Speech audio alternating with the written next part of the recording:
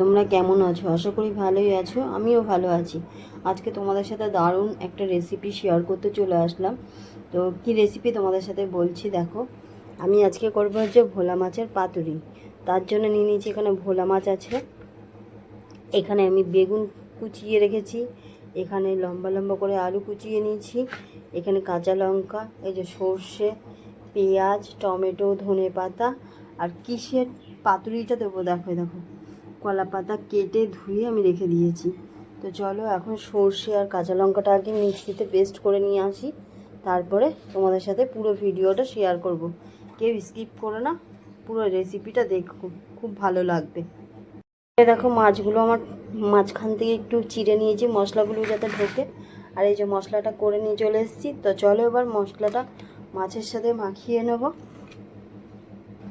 আগে সবগুলো এর মধ্যে দিয়ে দিই, এই যে বেগুনটা, আলু, পেঁয়াজ, ধনেপাতা, এই টমেটো, ধনেপাতা সব একসাথে আমি মেখে নেব।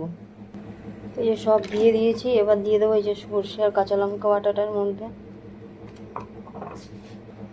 এবার দিয়ে দিচ্ছি হলুদ গুঁড়ো, এবার দিয়ে দিচ্ছি একটু কাশ্মীরি লঙ্কার গুঁড়ো, এবারে দিয়ে দিচ্ছি আন্দাজ মতো নুন। এবার দিয়ে দেবো হচ্ছে সর্ষের তেল। আর সর্ষের তেল ছাড়া হচ্ছে মাছের পাতুরি হয় না, একটু সর্ষের তেলটা বেশি পড়ে এটায়। তো এবার চলো এগুলো মাখিয়ে নিই ভালো করে, সব মশলার সাথে, মাছের সাথে, সবজির সাথে।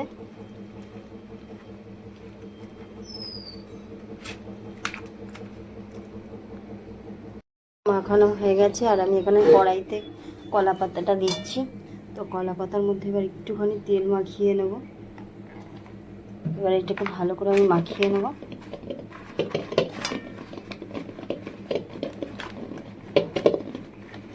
এবার মাছগুলো, আগে সবজিগুলো দিয়ে দিচ্ছি।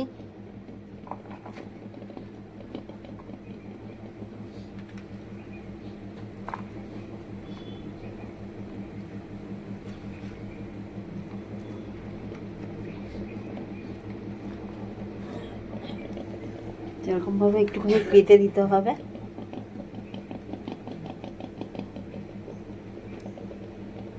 তো এবারে উপরে মাছগুলো আমি দিয়ে দিচ্ছি।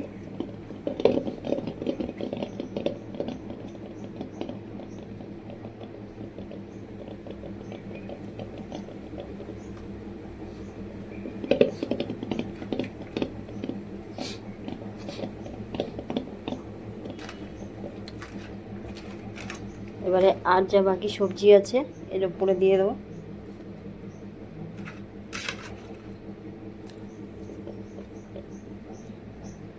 তো এই যে দেখো সব দেওয়া হয়ে গেছে, আর ওপর থেকে আমি একটুখানি কাঁচা সর্ষের তেল দিয়ে দিচ্ছি। তো এবার এটাকে কলা পাতা দিয়ে আবার ঢেকে দেবো। তো এই যে কলা পাতা দিয়ে ওপর থেকে ঢেকে দিচ্ছি ভালো করে।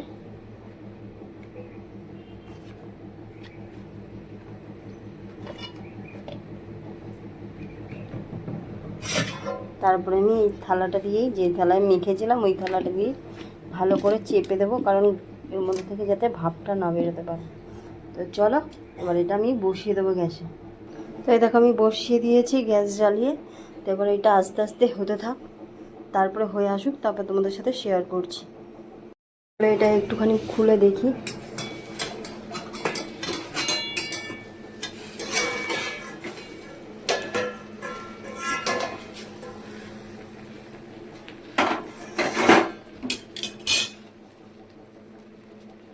তো এই দেখো কি সুন্দর হচ্ছে, এটা জল আছে আরও টানবে।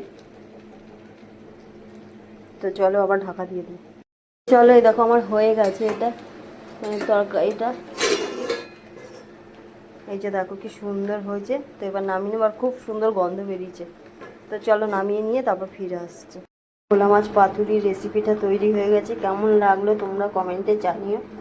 আর দেখতে কিন্তু দারুণ সুন্দর হয়েছে, আর গন্ধটাও খুব সুন্দর বেরিয়েছে। তো তোমরাও এইভাবে বাড়িতে বানিয়ে খেতে পারো। তো আজকের মতন টাটা বন্ধুরা, ভালো থাকো, সুস্থ থাকো। আবার নতুন একটা ভিডিও নিয়ে খুব তাড়াতাড়ি চলে আসবো।